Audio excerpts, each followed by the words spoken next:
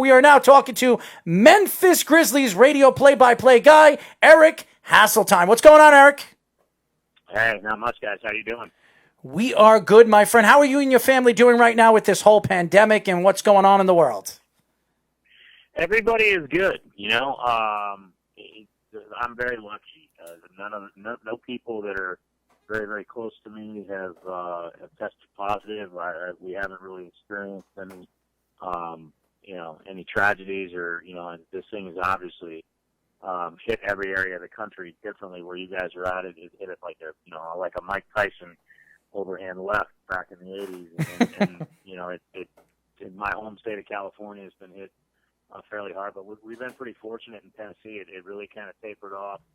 And it's still a thing. When I say that, I don't want to take it lightly. It's still very much here, but they've done a really good job with the social distancing, and they've instituted an opening back up progress in a couple of phases, and they're working towards phase 3 of that process. So everybody's set. Kids are now finally done with school, and now it's off to a summer break where even out here they're starting to open up some summer camps and things like that for kids to be able to go to, albeit with very different rules, very different ways of going about day-to-day life. But that's what we are as people. We're resilient and we're willing to adjust. So I just think there's just going to be a new norm for a lot of things we do for the next handful of years, for sure. So, Eric, let's get into some NBA conversation. And the NBA came out this weekend that they want to have a 22-team, I guess you could say it's not a round robin, but they're going to play 8 games, and 22 teams are going to be involved with it. And then they're going to try to have a playoff series. And to me, what the NBA is trying to do is they're trying to bring back the sport. And I understand what LeBron James is saying all over social media. I saw what Chris Paul has been saying, that it's detrimental for the league to come back, not only for the fans, but for the players. What are your thoughts with the 22-team playoff run? Yeah, there were a few options on the table, and the only team that didn't like this option was actually one of the teams there in Portland, and they just felt there were better options.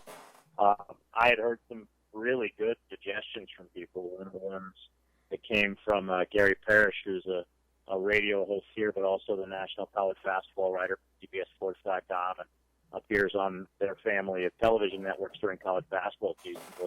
He thought the best way to do it was a 20-team deal with 4 brackets of 5 teams in pool play. You split them all up by random draw with teams. There's 4 A teams, 4 B teams, 4 C teams, 4 D teams, and 4 E teams based on record. And then you play everybody in your bracket twice. And so you get 8 games there to make up a bunch of games. Then the top 3 in each bracket automatically go, 4 wild cards, and 4 teams go home. I thought that was maybe the most equitable way to do it, but even then, you can make the contest. Well, what if you catch a team that like Utah, who lost Bojan Bogdanovic, and that's a big piece for them. That they're not quite the same team. So, or you're catching San Antonio now without LaMarcus Aldridge at that news today. So, what they ended up going with the 22 teams, I think, eliminates anybody saying, "Hey, we should have gotten a shot." To be honest with you, I think even 6 games I thought was a lot. And to put it in perspective for people, I would always explain it to people this way. The Grizzlies had 17 games left when the season shut down, and they were about to embark on a 3-game road trip with 2 of those games being against teams that were chasing them. If they were to split, they were all on the road. If they were to split those games and even lose the game in Utah and go 1-2, they would have been, I think, 33 and 35 at that point.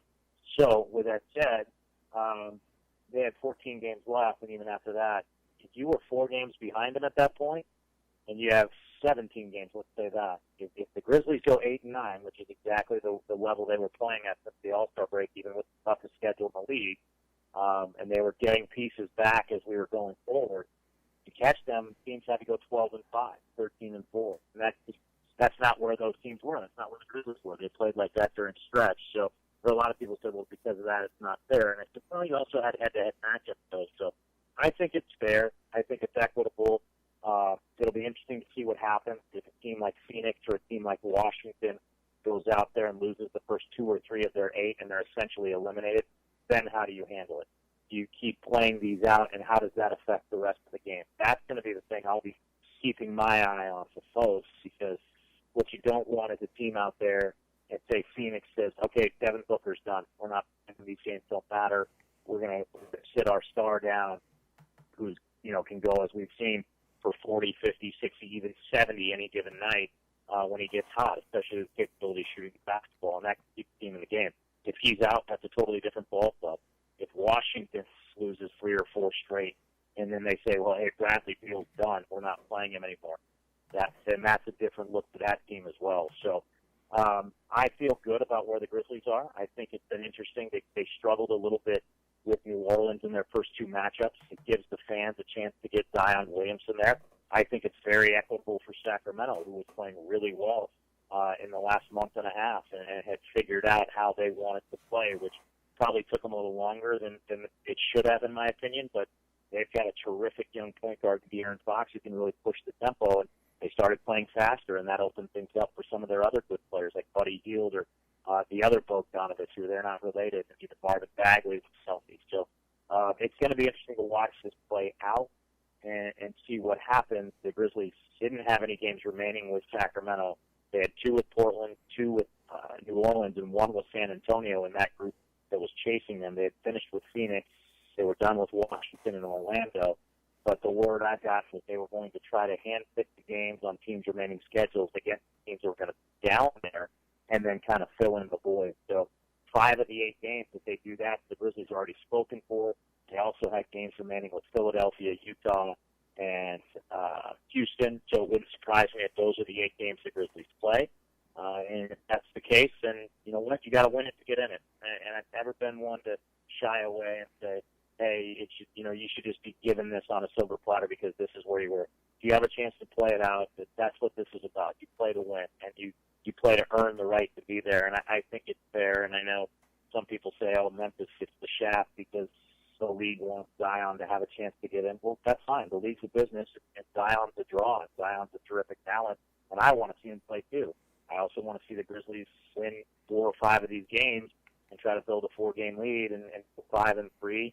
And so it's a moot point, because if they do that, I think that they'll have that lead and they won't even have to do the play-in tournament. But I like the way it's set up, and I think it'll be fun to watch. One of the big reasons that the Grizzlies are where they are, obviously we know John Morant and Jaren Jackson both were top 5 picks, but a lot of the other young players, Dylan Brooks, Brandon Clark, guys like Georgie Gang, players like that, second-round picks and undrafted guys that have made a big contribution.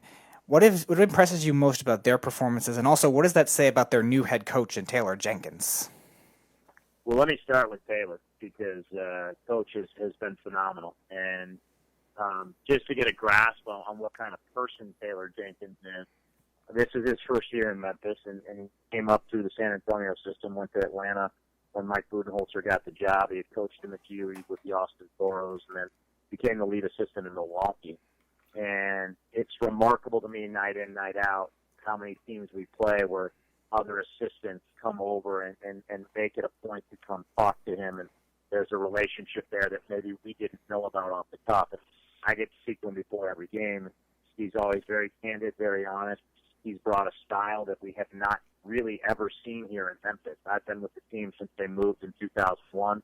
I went from hair on fire, that Sacramento Kings team that had Chris Webber and Jason Williams and Vlade Divac and those guys. That's what I was covering, to a team that really wasn't very good at first. And then when Hubie Brown came in, that's probably as close to anything we've seen here. But that was only for about a year and a half.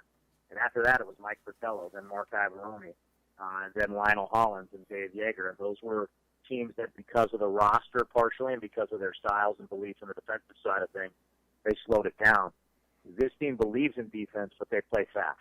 And he is a big believer, and if you have the open shot, you think it's a good one, go ahead and let it fly. That's one of his mottos, is let it fly. And during this whole pandemic, I was out to dinner with my girlfriend, and she looked at me, and I had this puzzled look on my face, and she said, what just happened? I just want you to read this. And it was a text from Taylor. Unsolicited, he just said, hey, I just wanted to check on you.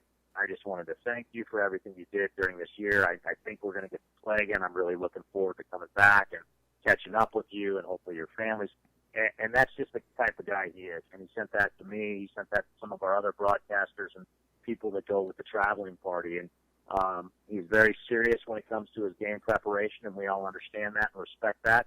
But he's also just a very good guy. And it's weird for me, having had several coaches that are older than I am, other than Dave Yeager, who's about my age. We kind of went through the ranks together and developed a really good friendship. But Taylor's younger than me, so he asked for my advice on some things in Memphis, and that's what I really like about him. He's not afraid to say he doesn't know something. He's willing to listen. He's got a terrific set of assistants, Vitaly Potapenko, Scooney Penn, David McClure, who was in Indianapolis, Brad Jones, who was a great coach in the G League in his own right, his lead assistant, along with someone who just departed in Neil Ivey, who's now the head women's coach at Notre Dame, and that's a great staff. Those people's development of the young players you mentioned is a big reason why we're at where we're at. The relationship with the players between the staff and the coaches on this squad is as good as I've seen in 20 years here in Memphis. They all have their guys that they work out, and it's been really beneficial for guys like John Morant and Jaren Jackson and Dylan Brooks, and them being able to call these coaches at 10 o'clock at night and say, hey, I need to go get some shots up, things like that. The fact that there is no one on this roster right now that at the end of last year was starting in a unit together and that they were a game below 500 was remarkable to me. Nobody had really ever played together when we looked at the training camp roster other than for a handful of games, maybe Jonas Valanciunas and Kyle Anderson. Dylan Brooks was hurt for most of last year. Jaren Jackson sat down the last 30-plus games, and so there was a lot of chemistry that needed to be worked out, and that's why they started a little slowly. But when they caught their rhythm, that's when they started playing the type of basketball I think they're capable of playing. They've got a really deep team. When you look at what this roster is built like for the future, I'm really excited because you can talk about a starting five after the trade deadline of John Morant, Dylan Brooks, Justice Winslow, Jaren Jackson, and Jonas Valanciunas all signed for multiple years. And your second unit, also all but one signed for multiple years, Tyus Jones, DeAnthony Melton, Grayson Allen, when he comes back from his injury, Kyle Anderson, Gorgie Jang, and Brandon Clark. And that's an 11-man rotation that's pretty good. Is it the Lakers? Is it the Bucks? And you can say no because they don't have Giannis or LeBron. But Giannis and LeBron and those guys took time to develop into who they are now.